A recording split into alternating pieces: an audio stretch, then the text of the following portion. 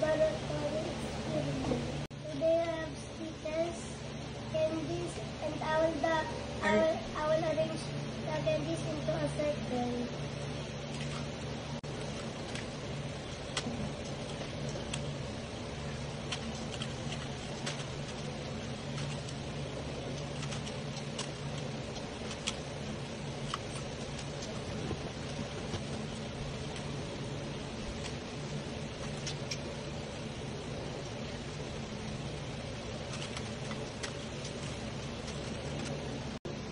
I will add the water and let's see what happens next.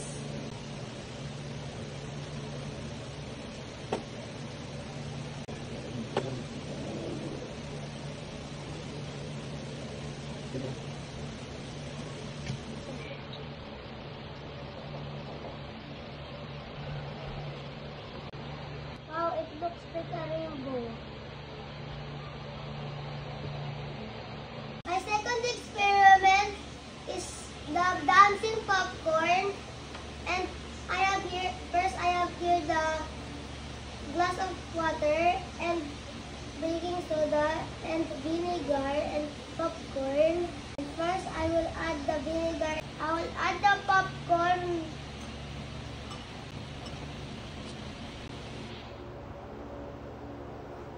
Wow. Nagsasayaw na. Dancing popcorn!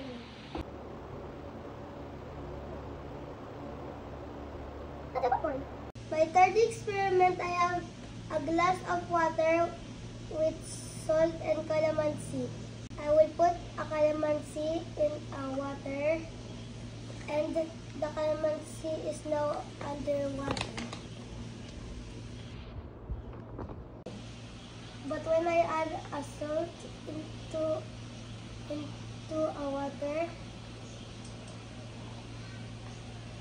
calamansi is now floating.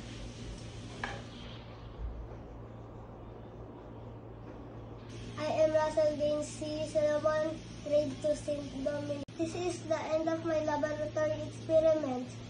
Thank you for watching my video. Bye.